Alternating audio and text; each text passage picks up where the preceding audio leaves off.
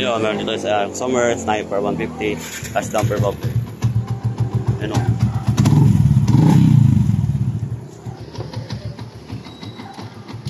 Nugulikok sir.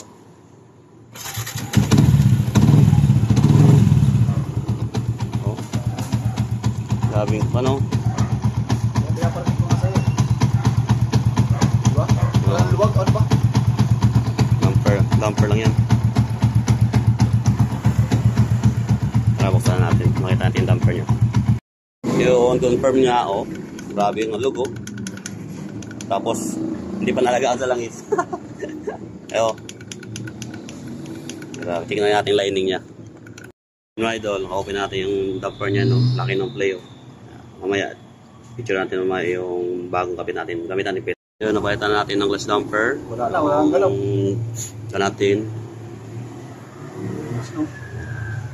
Nananggalaw, no? Yun, napalitan natin yung glass dumper. Yan, no? Galaw yung mga socks. Ano, wala na.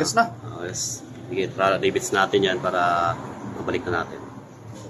Yung mga idol, okay na. Balik na natin yung number natin. Yan. Balik tayo na rin nag-rivets ito. Dito sa motor na sir, di natin nila sa machine shop kasi nagre-rivets naman tayo dito sa shop. Yan, mano lang, pero gusto naman. Tara, gawin natin to kasi marami pa tayong gagawin. Magagawa pa tayo ng wiring and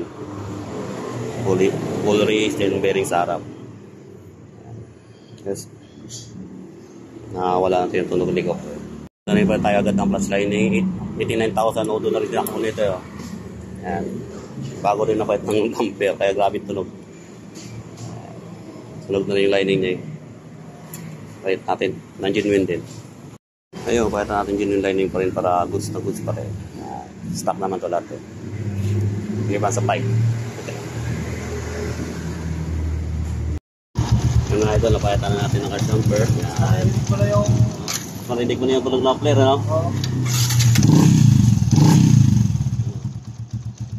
Mababa lang yun. Nawala na kanina tunog helicopter.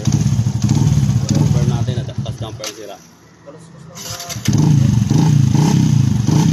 Kala na siya sa taas eh. Kita na yung gas dumper talaga yung sira niya. Pumunta siya dito.